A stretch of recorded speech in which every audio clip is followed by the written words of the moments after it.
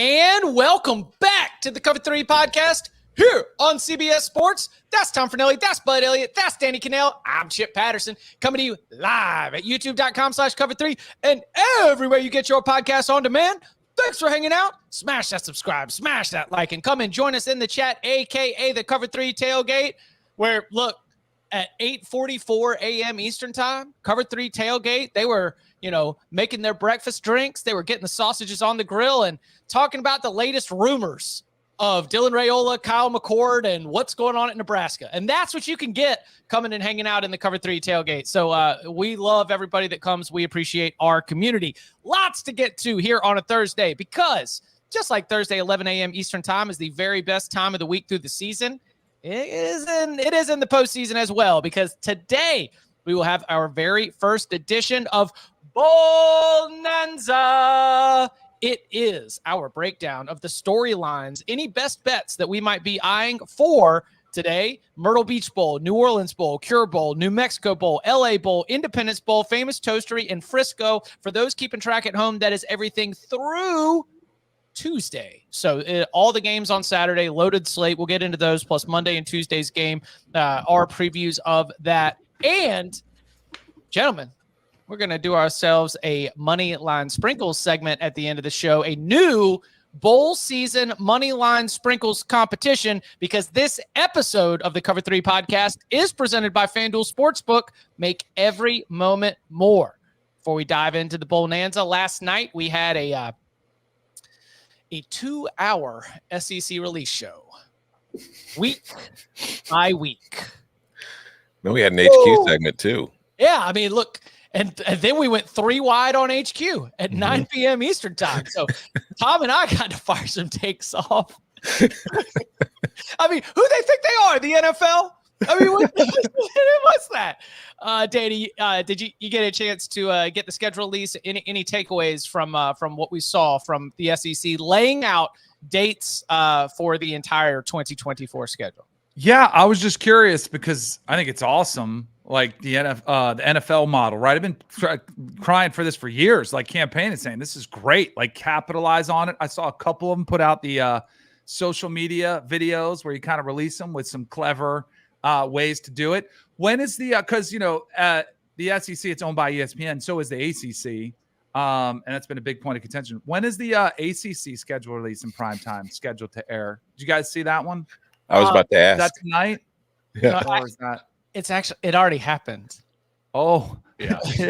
Was that in prime time for 2 hours on ESPN on E1? It was that on ACC Network. It was ACC Network. Okay. So at least it got coverage. Just it was. It's interesting when you have one that you invest $3 billion in, another one that you invest, not anywhere near as much. You might get more backing from one than the other. Just an interesting note, a nugget. I don't know how that happens. There's going to be like a 700-word tweet coming. I did love Big Cat calling Matt on that. I was like, bro, page breaks, paragraphs, threads, yes, unhinged. Take a walk with the dog or without the dog. Log off.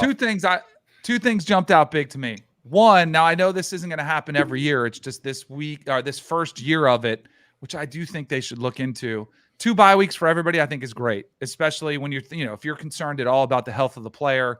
This is a much more rigorous schedule. It's just I prefer teams getting 2 bye weeks. So the first year of it, they're going to, I guess, the calendar, the way it unfolds. I wish they would look into it. And then the other 2 things is Florida. Good luck to Billy Napier. That finishing gauntlet is about as rough as you've seen from anybody. And Oklahoma, welcome to the SEC. Is one of those kind of years it looks like it's going to be. And then I'll say some of the non-con, like Texas, Michigan, sign me up all day long. So definitely some highlights. I mean, it looks awesome. It looks fun. It looks like they're going to get every penny worth of the money that they spent for ESPN. So I get it. I get why it's exciting. It's awesome. Bud, you catch this? Catch The schedule. I didn't watch the show. I just looked at the graphic afterwards. I'm like, what? I can read, so I don't need to just get all of my information from TV.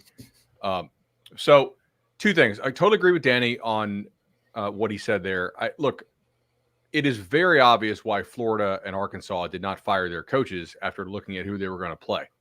right? Why would you want a new coach to have to wear all the losses that are coming for those teams next year?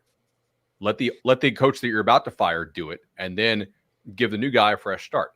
Kind of the same thing with Texas A&M. It's a fairly favorable schedule relative to what they have on that roster. Do you want to waste that good year potentially on Jimbo, or do you want to let the new guy get off to a potential hot start? So figuring out who's on your schedule coming up and timing that up with when you fire or make a hire is pretty good business. So I totally get why those schools did that. A lot of our listeners think I hate Ole Miss, and I don't. My assistant just thought their defense this year was a total scam. But when I look at Ole Miss's schedule, who's on it, who's not on it, where they have to play, when they have to play them. And I see that Ole Miss is throwing around huge money in the transfer portal. I mean, they are going all in on making the college football playoff this year. Like, I think Ole Miss has a real good chance to be this year's Louisville or this year's Oklahoma State, given that schedule and given the type of players they're going after in the transfer portal. Like, Ole Miss is really in it for a guy like a Walter Nolan. I mean, they're not messing around. So I'm about to go from like hating the Rebs to loving on some Ole Miss here, because that schedule is a cakewalk by SEC standards, and they're going to kill it in the transfer portal with what they're throwing around. See, I don't agree. Go ahead, Tom. I don't think it's a cakewalk. I think that if you look at the opponents, they have to play LSU, they have to play Oklahoma, they have to play Georgia. Like, those are their toughest games. Otherwise, I get what you're saying as far as who they have to play. Problem is, Danny mentioned the buys. Ole Miss has to play 7 games before it gets its first bye. And the final game of that 7-game stretch is at LSU, which will be coming off of a bye. So I look at Ole Miss as a team where it's like, yeah, sure, the beginning of the season isn't packed with a lot of tough opponents, but having to play that many games in a row, you might be pretty banged up by the time you get to the LSU game, and you might be really banged up after the LSU game when you do get to your bye. But then you come back from your bye with Oklahoma at Arkansas, Georgia. I don't know, man. I just feel like Ole Miss is one of those teams that, looking at this schedule, is primed to start like 5-0 and then have a pretty rough finish. If they weren't making these additions in the portal, I would agree with you. But I do think they're going to level up this roster and really push all the chips in this year. Like, this is different than what they did last year in the transfer portal. I'm just saying it now so I can kind of plant my flag on this. Like, I think they're going to land a lot of the best players and really throw some cash around. Also, they've scheduled 4 automatic wins in the non-conference, right? Middle Tennessee, Furman, Wake Forest, and Georgia Southern. Yeah. They won't lose any of those teams. Oh. Do you because I remember this vividly early in the playoff when it was 4 teams, two teams and the 2 SEC teams in. What's the win total to get an SEC team in? Is it 9-3? You're a lock? Is it you're in the conversation? No, we talked about this last night. Actually, I think it's 4 teams. I think you will have 4 teams from the SEC and 4 teams from the Big Ten in the 12-team playoff. And that's where we can be sitting here in the shadow of the SEC schedule release. But do not forget that when you're adding Oregon, Washington, and USC, head coached by Dan Lanning, Kalen DeBoer, and Lincoln Riley, those are programs that are jumping into the Big Ten with full expectation of competing for an at-large spot at a minimum in the college football playoff. So you throw them in there with Ohio State, Michigan, Penn State. I don't know, maybe if you get to see Wisconsin get it together with Tyler Van Dyke. Like, this is a scenario where if you are in the ACC and if you are in the Big 12, your second best team or your team that does not win the automatic bid is going to be politicking against a 3-loss team from the SEC or the Big 10 for one of those final spots and might have a tough argument going up against it. But I think that 3 loss is not a lock from the SEC. I think it's more of a 10 wins is a lock. 10-2 in the SEC, given the membership, feels like that'll be the path to be able to make it as an at-large in the 12-team format. Although I will say the one thing that we should consider that, I don't know, 9-3 might be a lock because 9-3 might be the new 10-2. Like, when you look at the schedules, it's going to be really hard for teams to go 10-2. Like, right. Especially, yeah. So that was my point. Yeah. So there's a chance 9-3 could be the new 10-2, and that we're just at the end of the year, there might not be any undefeated teams in the regular season at this point because of the schedules that everybody has to play, at least not in the SEC and the Big Ten. But I do think that like I said on HQ last night, I think more often than not, 8 of the 12 teams will be from the Big Ten and the SEC. Like every once in a while, the ACC with Clemson and Florida State will get 2 in. It'll depend on who's hurt for Florida State, obviously. But I don't think that the Big 12 is ever really going to have a solid chance of getting 2 teams in, because I just don't know if they'll have 2 elite, quote unquote, teams every year that are worthy of a playoff selection. So, yeah, it'll be interesting. But going back to the schedule, that is the one takeaway that I have. It's like Ole Miss has an easier schedule. Florida has a tougher schedule.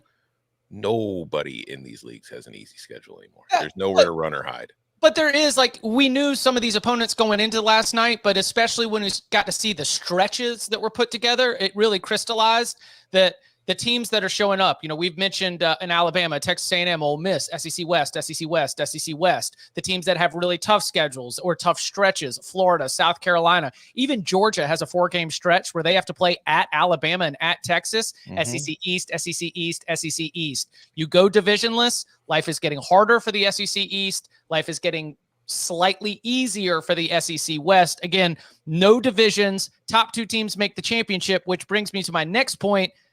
The top contenders have backloaded ass schedules. All the teams that you expect to be in the mix for the top 2 spots in the SEC standings are going to be are going to be playing at least 2 of each other all in November. That is going to create the kind of chaos, confusing tiebreakers, and ultimately incredible stakes for some of those matchups coming down the stretch, trying to figure out. They're setting up playoff games in the final 2 weeks of the season, pretty much. Yeah. Florida plays 10 games against teams that made a bowl game this year. Georgia has just 1 home game in the first 5 weeks of the season. Congratulations, Bulldogs.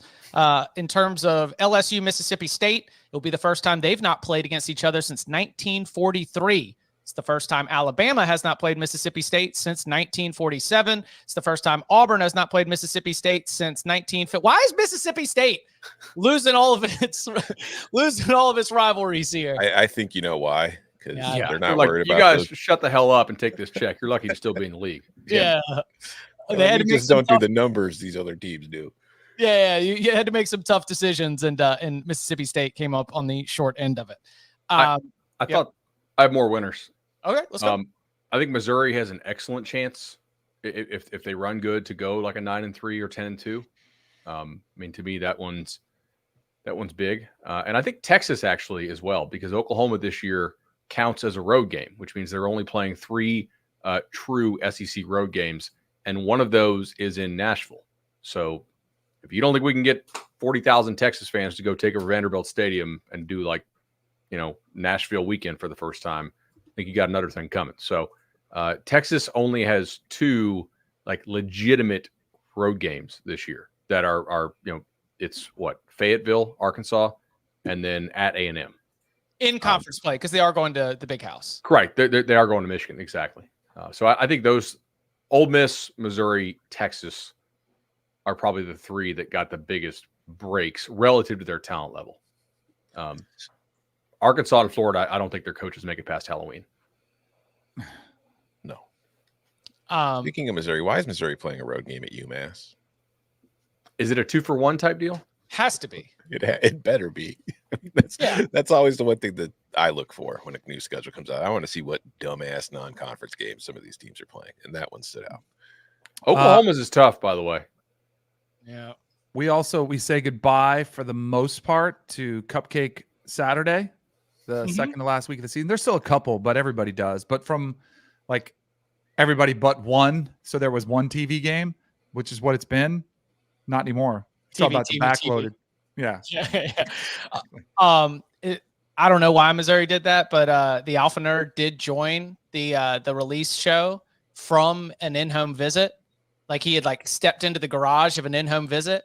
Laura Rutledge, on the Excellent Host and University of Florida graduate, said, "Well, I hope whoever you're there, you're able to get the commit." And Eli looks right in his phone and goes, "Given where you're from, I don't think you want to say that." That's great. I was like, "Ooh, spicy." That's unreal. Where's the Blackstone? Let's flip them. Let's go. Oh yeah. Get the spatula out. Get the spatula out. Ooh! All right. Let's go ahead and pivot real quickly because we do have a lot of bowl games to get to. The latest portal buzz. News broke right, on Wednesday night. Texas quarterback Malik Murphy will be entering the transfer portal, and especially significant here, he will not be joining Texas in the college football playoff. He said it's nothing against Texas. I love those guys, and a lot of blame is being put on the college football calendar. Is that fair for us to just blame the way that things go? Or, I mean, he could have waited until after the playoff. But then he couldn't enroll in class and get in spring, right? Yeah. Oh. I blame two things. I blame the calendar and I blame society as a whole. Like, I'm not joking. Like, where we are with sports, like team sports are a thing of the past. Like, they almost don't exist. And I see it in youth sports and my own like daughters at 12-year-old travel soccer. Like, it's only about you, the person, the individual. You got to get yours. You have to make sure your stats are good enough to get a scholarship. You have to make sure you get paid. There are very rarely any sacrifices made for the greater good of the team, which is kind of the way I was raised. And it is. Like, and I don't think Malik Murphy's a bad kid. Everything you hear about him is he's awesome. He's good. He's a good kid. I just hope he doesn't regret it one day. Like, what happens? Quinn Ewers hasn't, he hasn't been like the picture of durability as we've seen Malik Murphy get 2 starts. And the last time Texas was in a championship game, we all remembered what happened early, right? Like, you are one play away from playing, and you just handed that opportunity off to Arch Manning. So, and I don't fault him for leaving. I get it, the opportunity. I just, optically, I hate it.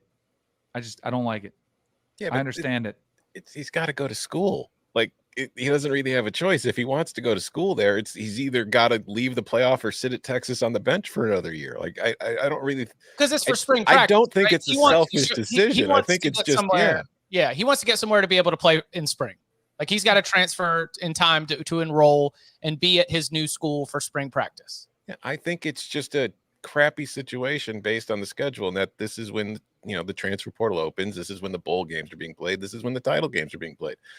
If they want to change the schedule at some point in the future to keep this from happening, cool. But right now, this is just the situation that we're in. And honestly, I don't know if there is a logical kind of, solution to it. Like, when do you have kids transfer? You can't wait until after January because, again, semesters at most schools start in January. So I don't know. It's just a messed up deal, but this is the boat we're in. Yeah, look, if Malik Murphy doesn't look out for himself, who will? Right? If you're playing for a AAA team that's going to win the the Grapefruit League championship here in Florida, and you get called up to the Braves, you're going. College football, if you're an elite level prospect, is the minor leagues for the NFL. Like, it's cool to win stuff, and that's what you got to sell to the fans to keep them buying tickets and keep listening to our show and all that stuff. But if you're a kid, you need to be looking out for yourself, right? I mean, if you're Malik Murphy, you want to make it to the NFL. That's your ultimate goal. It's not the 3 years or 4 years you're going to spend in college. I agree with Danny. Like, he may look back on it and be like, damn, that'd be cool to like maybe chase a national title with Texas. But if you're a starter, you're not doing this, right? It's what happens if you're a backup. Bud is spreading the disease of me all around out there. He's just coughing all those germs all over everybody. Well, I get it. Daniel, you're right, though. I mean, they would burn his red shirt if they needed him to play. Like, they would do the selfish thing, looking out for the best of the team too. Maybe. What would fix it? Would there be? Yeah, I was going to say, what do personnel people say? Like, what would they want? Does anybody have an idea of a way that you're not having these kinds of situations? In the long term, what would fix this is if Malik Murphy is under contract with the school, right? Not with a third-party collective, which is running your pseudo payroll, but with the actual school. And then if his contract runs into 2024, he can't transfer out, right? If his contract's up, then the school could elect to re-sign him if he would agree to the terms to stay as the backup, or he could go. But nothing short of actual collectively bargained employment agreements will fix this. Okay, if you can't have your cake and eat it too. You want the control of the player, but you don't want to give the player any of the money. Like that never flies in any kind of business. Yesterday we saw the court, strike down the multi-time transfer rule. We're like, yeah, this seems anti-competitive as hell. You guys are continuing to try to put non-competes on people that in the same court filing you're claiming are not employees. Guess what? That doesn't hold up real well. Non-competes are hard to enforce against actual employees, much less people you're saying are like volunteer amateur athletes, right? Not even employees. So no, I don't think there's any change of the calendar because how the structure of the semesters is that would actually fix this. If you want to fix this, you put the players under contract. Or if you want to keep all the money to yourself, you deal with it. I still got the spatula in my hand. So. Yeah, I know. That was a great image. I really appreciate it. What if they just let them? I mean, I think Daniel put in there, like, let them enroll late into school. Like, we were talking about waivers and exemptions. What if they just said, hey, we'll let him go. Texas agrees. He's going to let him enter the portal, and we'll let him enroll late. He has to find a school. Yeah. So how's he going to prepare for the playoff while also visiting schools to figure out where he's going to go? Again, it's just a schedule thing. I don't think it's got anything to do with player being selfish. I think it's just a player being smart. Like if he was the starting quarterback, I'd be like, what the hell? But he's the backup. He can't just sit there and be like, well, what if this happens? He's like, well, what if I don't get into school somewhere? What if the places I want to go don't have openings? That's more important. So we've got a temporary ruling on that you just mentioned, Bud. And my small little public school brain couldn't handle all this because it's only 14 days. So like it could potentially be back in place after 14 days. And is the NCAA going to retroactively like go back and reverse course? I mean, what for college basketball, this seems significant because there are multiple players that are awaiting eligibility ruling to go and play in games like this weekend. From the college football side, what is there any fallout, or is this just sort of like the continued development of the court system challenging the NCAA system? Look, so it's a TRO. It'll last 14 days. The next time they meet on this is the 27th. There is some chance that it gets overturned and then it'll get kicked up to a higher court. I think that's probably unlikely, given the ruling that the court made and some of the language in there. They were like, yeah, we're going to find other antitrust exemptions against you guys too, like the local waiver rule. So I think most schools will operate with impunity with this 14-day thing. The NCAA already announced that it's not going to enforce it during this period, regardless of where your school is located. So the 7 attorneys general who filed, it clearly applies in their jurisdictions and where the federal court is located. But the NCAA has already said, like, we're not going to enforce this for the next 14 days, regardless of where you're at.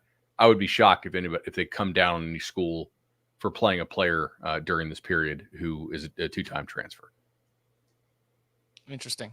But you'd mentioned a note about the transfer portal and the collective. You've been on the ground, sort of figuring out all the moving and shaking from that side of things.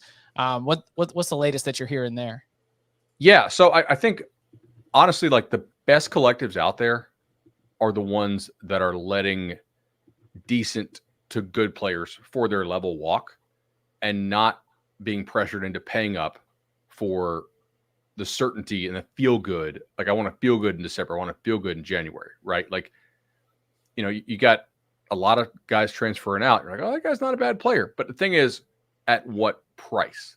We see this in pro sports, and I think colleges are starting to catch on to this. Like the pro sports franchises that really screw up are the ones who give the really big bag to just the decent player. Nobody ever thinks it's a bad idea to pay the big money for like a true superstar. But the colleges that are the best at this, I think, are the ones that are the most disciplined in letting okay players walk away, right? And like, look, just because you're the next up to play does not mean you're the next up to get paid if the guy who you're replacing was a true superstar and you just happened to be the next starter there. When Tom Brady left the Patriots, the next guy up didn't get paid $1 zillion. It's not like it's an endowed position where just, okay, if you're the starter for the Patriots, you get X dollars. So I think schools are catching on to this more. And I think they're getting smarter with this overall. Last year, we saw a lot of these schools do the universal basic income thing. And to be honest, there is something to be said for like keeping team morale there. But at the same time, the bottom half of your roster ain't worth a damn thing in most cases, unless you think he's like a real high upside guy worth hanging on to, but he's, somebody you have to develop for a year or two. So I think we're seeing a shift away from the UBI and more like the curve is starting to go like that. Like the very best players on the roster are the ones you have to hold on to. And you have to be, as a football team and as a football GM, comfortable embracing the uncertainty that December and January and February and March bring, with the confidence that you're going to be able to get a similar quality player, probably at a market discount. I don't know. I'm just starting to see the parallels between pro sports and college a little more. And the ones who screw this up are the ones that like, oh yeah, we ended up paying $600K for a tight end who goes in the 7th round. Like, that's a mistake. At least in college, you don't have to worry about salary cap. Like, it hurts to go back and ask your boosters for more money, but at least you can get out of it without, any cap implications. Yeah, but you also don't have revenue sharing. So. Right.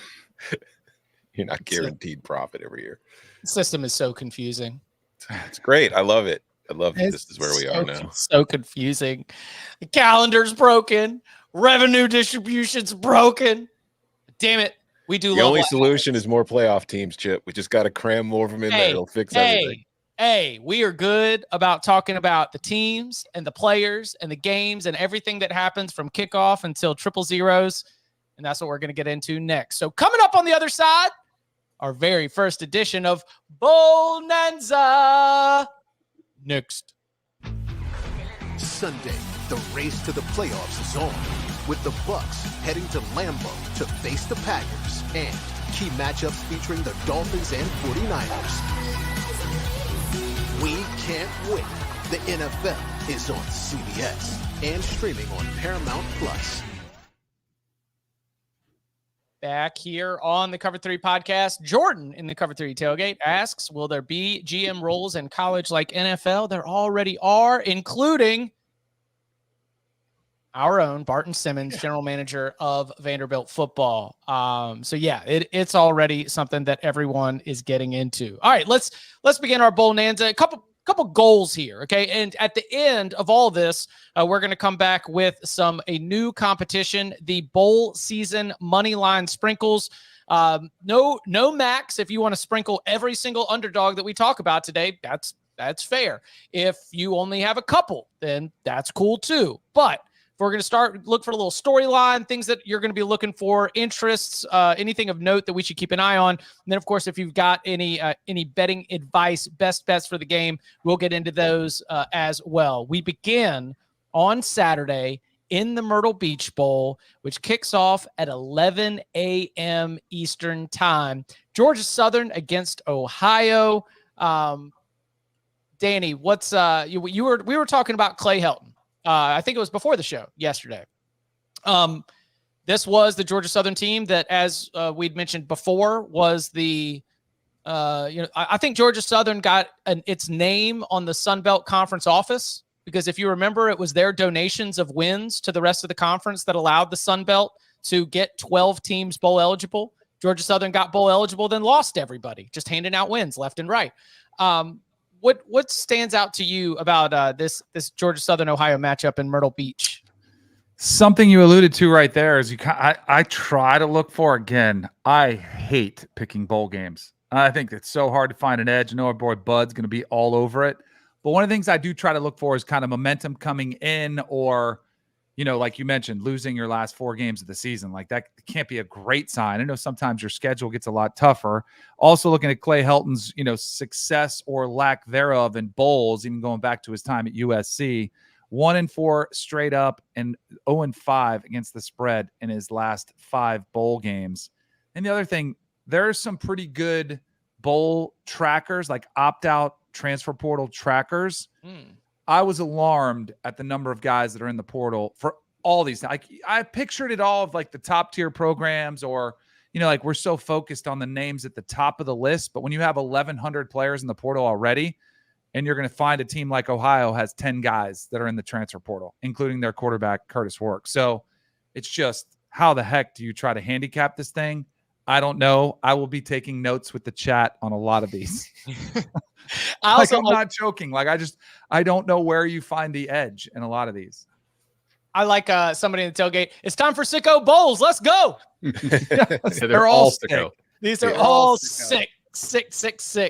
Tom, Bud, I've got a thought here, but I'll let y'all get next word.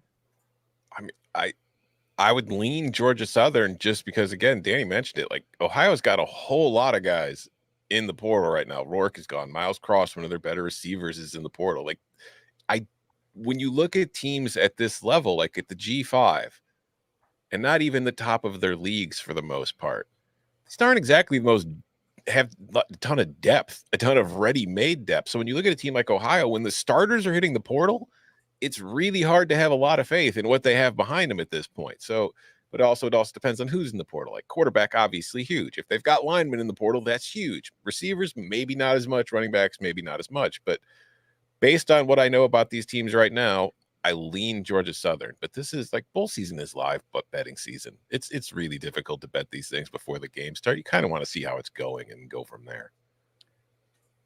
Yeah. So a couple things. One, I think you do need to be aware of who's playing and not playing. Two, all of that stuff, if it's been out for like more than a day or so, is priced into the market already. Mm-hmm. So don't delude yourself into thinking that knowing Curtis Rourke isn't playing, it means that Georgia Southern is a lock. Right, exactly. Like, guys, do you know who else knows that? Every single person who bets this stuff, right? People aren't casually betting. Maybe some people are. Not enough money in the market to say so.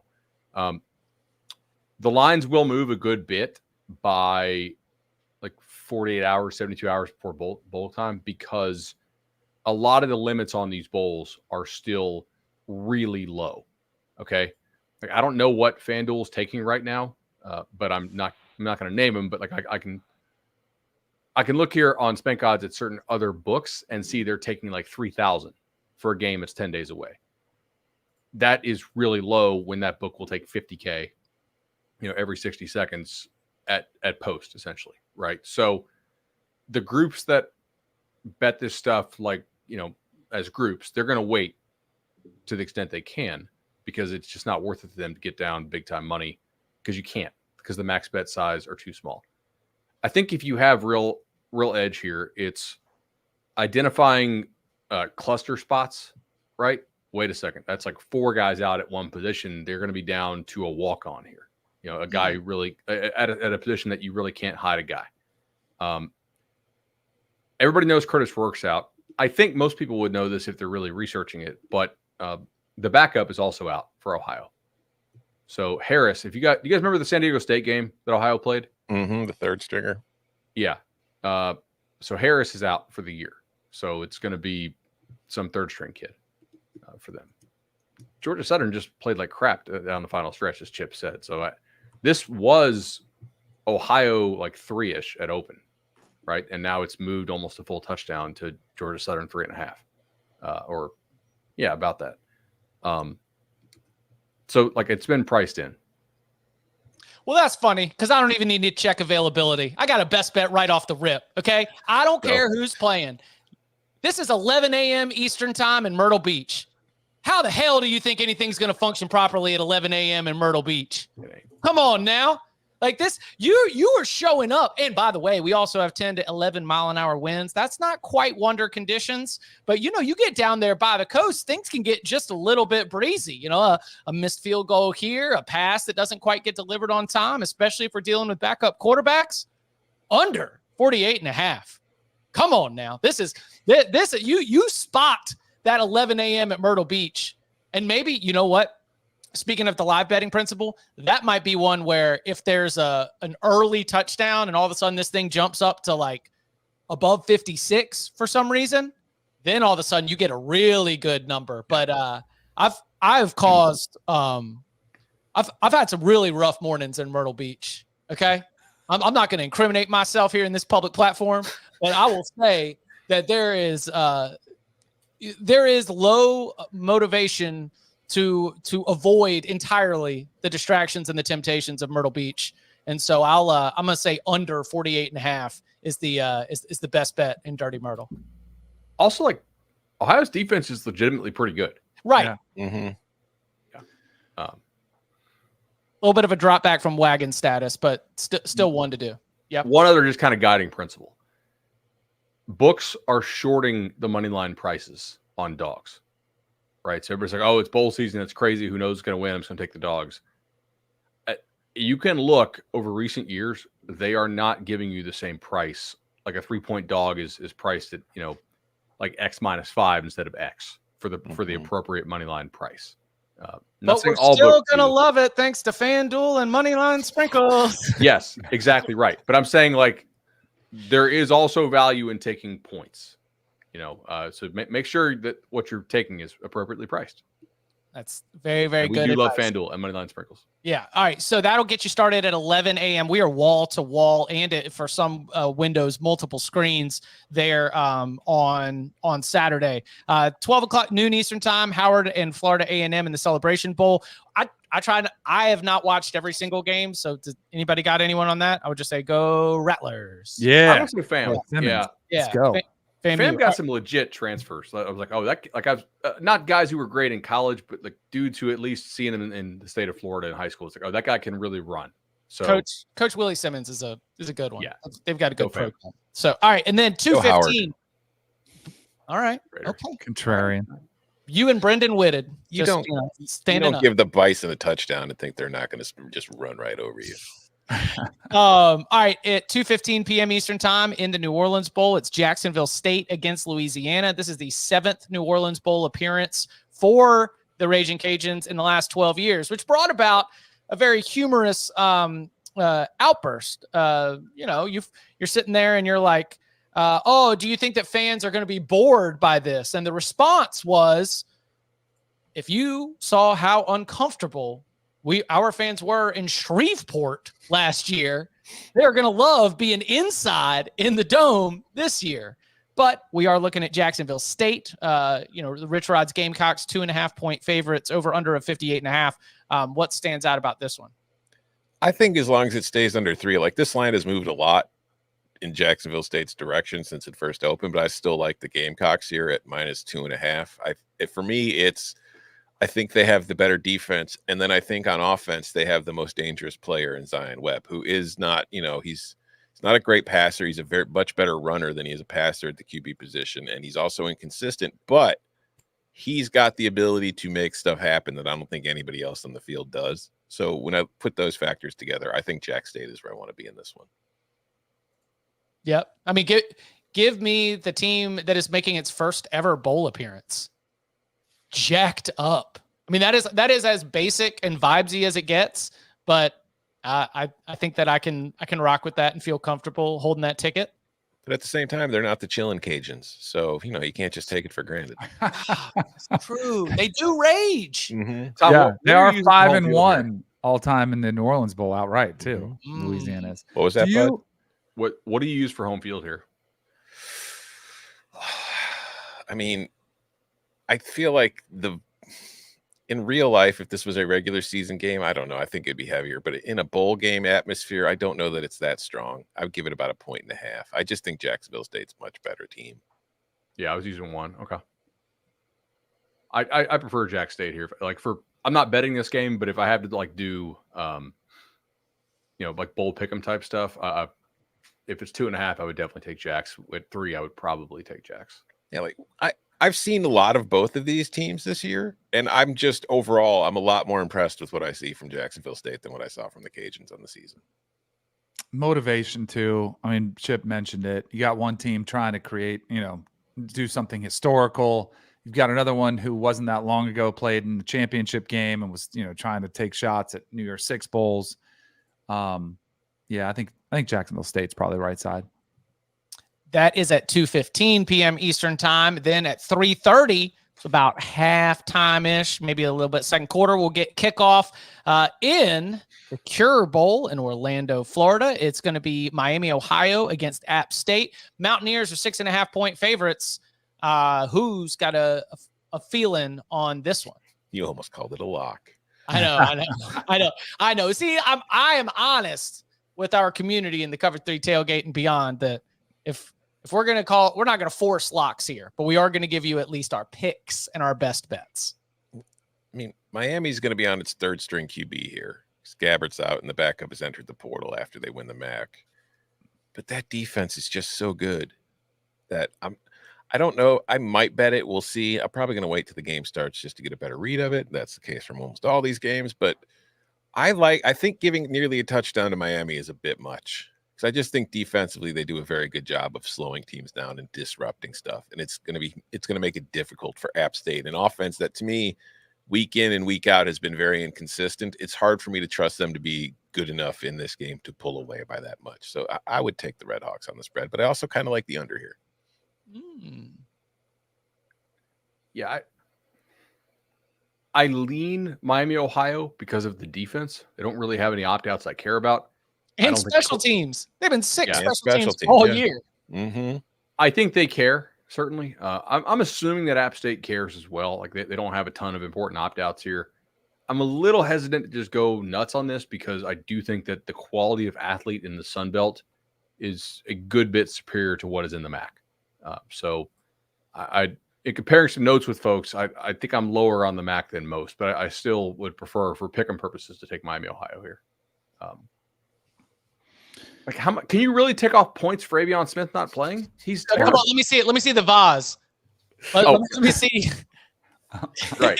But also, it is a little scary that they didn't play the backup over him. So what does that say about the backup? Like, they're still running Avion Smith out there. Maybe, I don't know if the backup is mobile enough. Maybe that's why they wanted Smith, was just because of his legs. But I don't know. Yeah, it's also too, like, I don't think we're talking about losing Jordan Travis or Bo Nix or Michael Penix, even going from Gabbert to Smith. Like, Gabbert's pretty good, but it wasn't like he was lighting him up. They didn't ask him to do a ton. I think he had one game over 300 yards. So I think there might be a little bit of a knee-jerk reaction to losing, your quarterbacks when it's not that they're not that reliant on quarterback lifting them up. Bud, do you think that fading the MAC is built into the price here? And is that something that is still, like, if you are filling out those bowl pick'ems, is that something that you can bring in as a principle? Because, I mean, Tom, I feel like you and I have talked about that for years. Like, if you don't know if it's a coin flip, you don't know which way to lean, fade the MAC, because I don't have the stats in front of me, but I do believe that it has not been a profitable conference, either straight up or against the spread in the postseason in recent years on the whole. I think it's rebounded the last year or two a little bit. But yeah, there was like a 4-year stretch there where it was just like printing money, just betting against the MAC in a bowl game. Yeah, that's where I'm App State on this one. Because like you mentioned about just comparing notes, thinking about the level of athlete, Sun Belt versus MAC. I think that's what we see sometimes play out here in some of these postseason games, is that App State, for example, let's think about Joey Aguilar. Let's think about App State's passing game. Like, Miami, Ohio's defense is excellent when they are not playing offense with athletes like App State. Homer. Let's go. Also the under from Tom Fornelli. All right, so that's at 3:30. Now, the follow-up to the New Orleans Bowl on one of your screens will then be the New Mexico Bowl. And that is New Mexico State against Fresno State. And Jerry Kill's Aggies are 3.5-point favorites against the Bulldogs. Tom, Fresno's got like a whole like jumbo jet of players out, right? Yeah, I mean, Fresno had a very rough finish to the season, which then led to Jeff Tedford stepping away for health reasons. And that kind of made how just bad they kind of looked over the last month, a little more clarity on what had happened there. But yeah, they've got a ton of guys in the portal since. Tedford will not be coaching in this game. And then you've got New Mexico State, who's mostly at full strength here and does still have Diego Pavia. So if I'm betting this game, I'm not betting against the Aggies here. I would lay the 3.5. I would even, look for an alt line, see if you can get it more closer to a touchdown. I like the over. Ooh.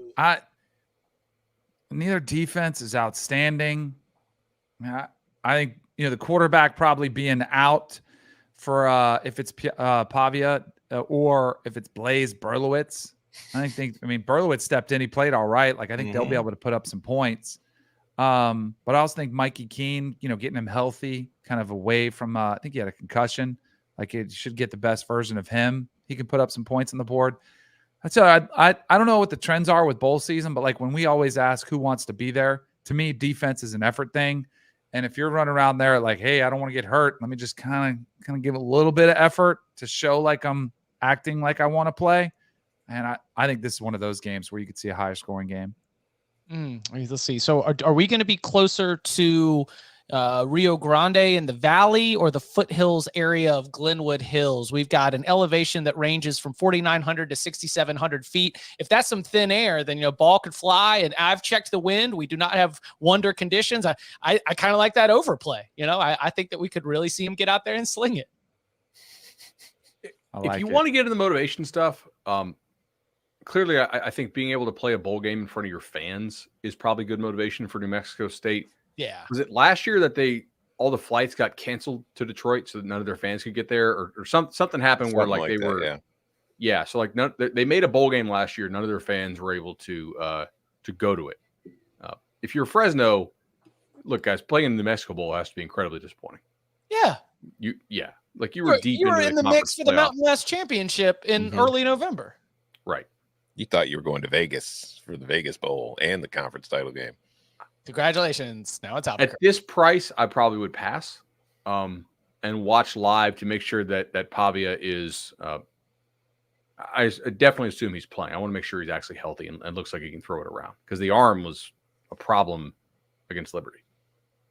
How about Jerry Kill, New Mexico State, going for their second 10-win season? Their last one, 1960. It's kind of like that Jacksonville State vibe, like dangle that carrot out there. Hey, we got a chance to do something really special. It's been a great season for him, too. That staff can coach, man. Yeah. I mean, so can Fresno, honestly, but yeah. You're going to have to drag Diego Pavia off that field. I don't care if his arm's hanging on by a thread. He'll learn to throw left-handed, damn it. Although, watch out, Fresno State could want to win one for the skipper. All right.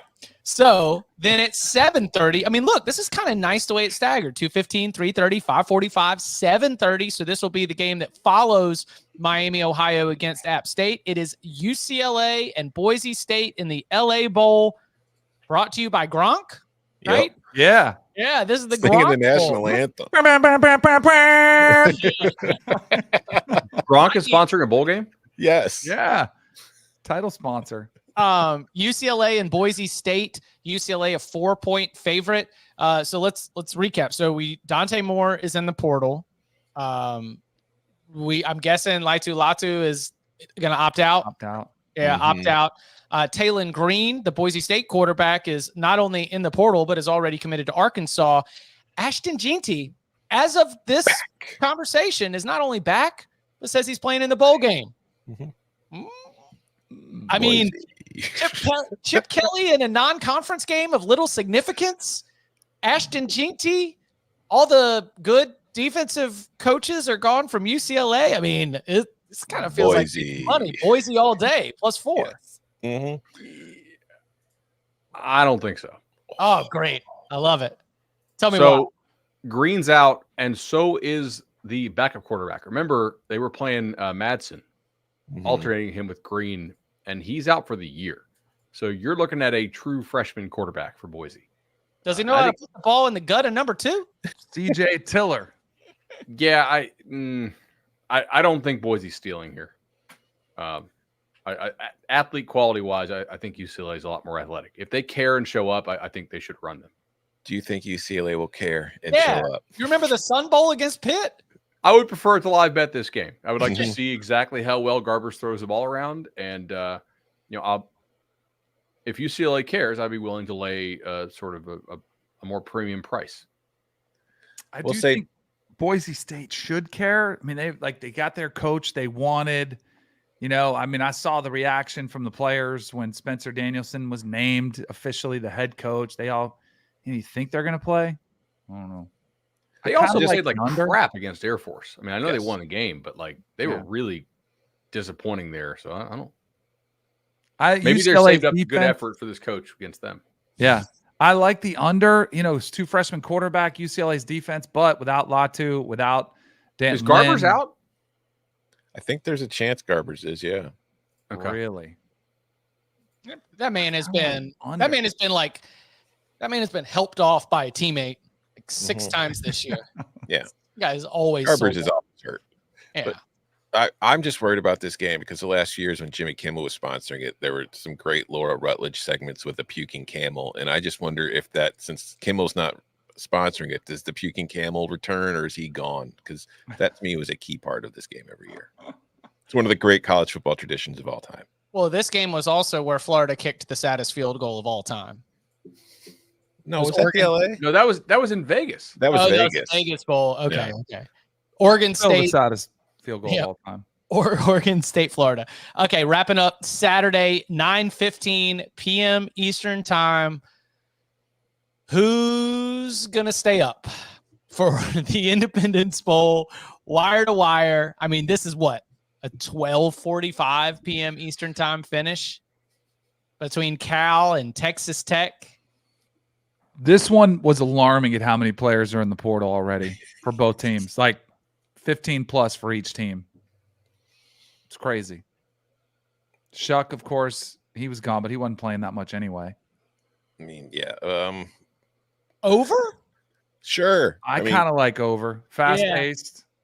Keep Two really good everybody running awake till backs. 2 a.m. Yeah. Yeah. Over. If I'm going to be up late, let's at least cash this ticket. Great sleep hedge. This is one of those games, Chip, because we have to do a bowl draft every year, like us and the editorial team for the games we're responsible for. And this is the old veteran move of Tom and Chip, just completely avoiding this game. So once we see the start time, all these young bucks are looking for, this game will be fun. Chip and I are just like, okay, what day and time? Yeah. Mm-hmm. All the young bucks are getting all the Power 5 teams. And we're like, give me that 2:15 start. Let's go. give me a couple Saturday afternoon games and a New Year's Day. I'll be fine. I'll be fine. Yeah. I would say over, if anything, right there. All right, two more quickly, and then we'll hit a break and come back with our MoneyLine Sprinkles. Western Kentucky and Old Dominion. This is on Monday, 2:30 p.m. Eastern time. The famous Toastery Bowl in Charlotte, North Carolina at Jerry Richardson Stadium. You can't vote against the Monarchs at Jerry Richardson Stadium. They've got the familiarity. They've played there like 1 billion times. That makes sense to me. I mean, I just haven't loved Western Kentucky in general. Like I generally have felt like they have it should have all been evened out at this point, right? We got 12 games of data. It's for all the ratings to adjust. But for a Hilltoppers team that generally has fallen short of expectations, sure, I'll go with the Monarchs there. Remember when this was just a Conference USA game? Yeah. What is the wind situation like in this stadium? Because the capacity is only 14,000. I'm assuming we don't have like a lot of buffer against the wind. Very tall seats. Yeah. I mean, it's a real thing with Hawaii. It's a real thing with, remember when Oregon State was doing the construction? Yep. I mean, that kind of wind had a huge impact on totals. Whoa. We've got 13-mile-an-hour crosswind. Cherry and no resistance. Stadium. And no resistance. Ricky Ronnie installing that up-tempo run game. Let's go. Don't put that ball in the air. Just move it on the ground. Old Dominion. Please don't put the ball in the air. Please. I would say, I like that. Old Dominion. Maybe if you want to dance with the under, maybe. But parlay 'em. Do it. It's a bowl season. Who cares? And then the Frisco Bowl from Toyota Stadium in Frisco, Texas. UTSA and Marshall. UTSA opened at 10, has danced out to 13. Yowzas. Not too much of a swing. I don't think so. Really? I'm not sure how good Marshall is. You're not a believer in Chase Pennington? 0 touchdowns, 6 picks. So I not particularly. Just like his dad. Yeah. No, Chad was very good in college. Chad was a pretty good NFL QB too, honestly. Yeah. No, look, Marshall beat Virginia Tech. Marshall hung with NC State, but once they got into conference play, he started to lay some eggs. Mm-hmm. I don't know what that says about Virginia Tech and NC State, but not enter the postseason. I mean, what was it? Cam Fancher, the quarterback, enters the transfer portal, and Charles Huff is telling the local media that he was like, fans hated him anyway. Kid was miserable. I mean, I'm sure the fans, that wasn't the only player that felt hated on there. I'm wondering where Marshall's headspace is right now. Yeah. Yeah, it's just still a bowl game. 12.5 is a lot in a bowl game. Think. I'm staying away. I'll watch live. Felt we'll like see what stealing. happens. Yeah. But, yeah. I don't think Marshall's very good. Yeah. Well, maybe this is a live. Hopefully Marshall scores on the script, right? And you can get something under 10 and then be able to jump back in. The 19th is a Tuesday, right? Correct. So 9 p.m. Eastern start on a Tuesday. Another game that Tom and Chip avoided in the bowl draft. I don't think I'll be betting this one at all, folks. I don't. 18 Marshall players in the portal. 18. If I bet this, it's going to be a first half play, boys and girls. I think only 3 are starters. Okay. But Marshall had a ton of injuries in the secondary down the stretch, like crucial guys. So it's like portal plus, are those dudes coming back to play in this game?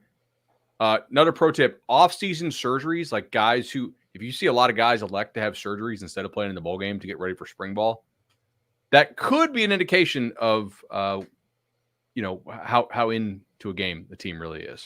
Because the staff is probably encouraging some of these guys, hey, get your surgery now. This bowl game doesn't mean a thing. Get ready for spring. That's a good note right there. All right. Coming up on the other side, the BOWLNANZA money line sprinkles. We'll give you our best underdog bets to take on the field next. Well, you need your sports news anywhere? We've got breaking news to bring you. Then get your sports anytime you want them. Big trade news overnight to discuss. Because we know you need sports all the time. A lot of movement in the rankings this week. A legend adds to their legacy. We're bringing you that breaking news right here on HQ. CBS Sports HQ, anywhere, anytime, all the time.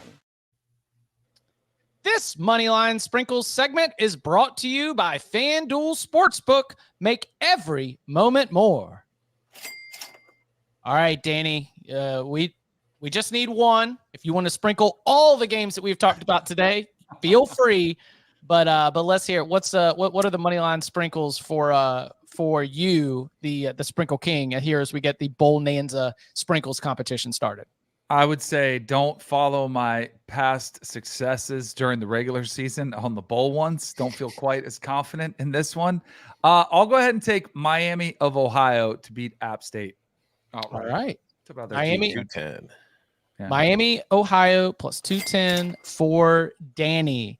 I'm gonna go ahead and it might be a different level of athlete, but boy, I've the time-honored tradition of Chip Kelly in non-conference games. It's too juicy for me right there. So give me Boise State in the LA Bowl as my money line sprinkle here for BOWLNANZA Chapter 1. Plus 175. All right. And Tom. I've got 2. Sweet. I'm with Danny on Miami of Ohio at plus 210. And also, just as a revenge for the very first week of the season, give me Cal plus 140 against Texas Tech. I don't hate that. Neither do I. What was the revenge for the beginning of the season? My big play in the first week of the year was Texas Tech minus 14 against Wyoming. They jumped out to the 14-0 lead after the first quarter and then just plain stopped playing football.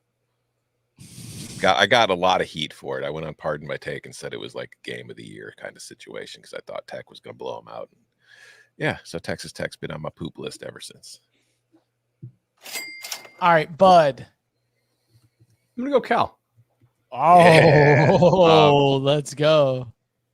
I think they can score a little bit on Texas Tech. I'm a little bit concerned that Texas Tech, did they take Noah Rogers or just crystal ball? I'm not sure, but it looks like Cal got the North Texas quarterback.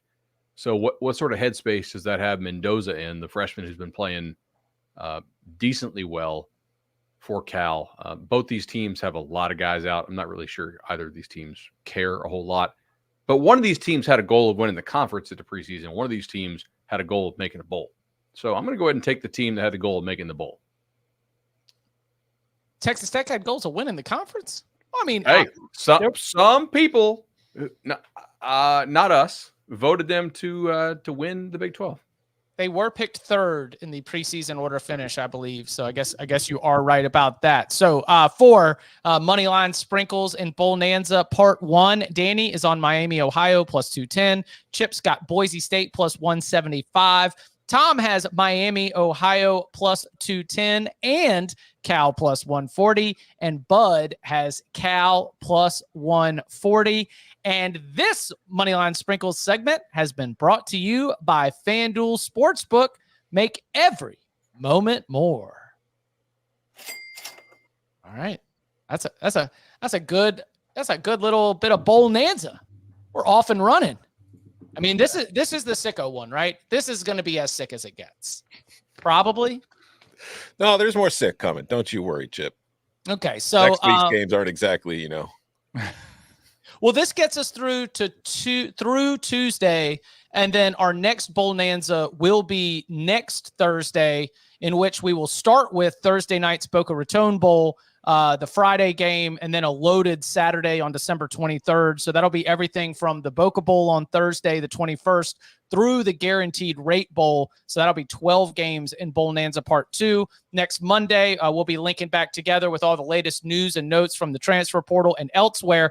Wednesday, after most of the dust is settled on National Signing Day, come join us here for a National Signing Day reaction. The biggest commits, the biggest flips, everything that you need to know from a busy day on the recruiting trail. So again, next will be Monday, 11 a.m. Eastern time.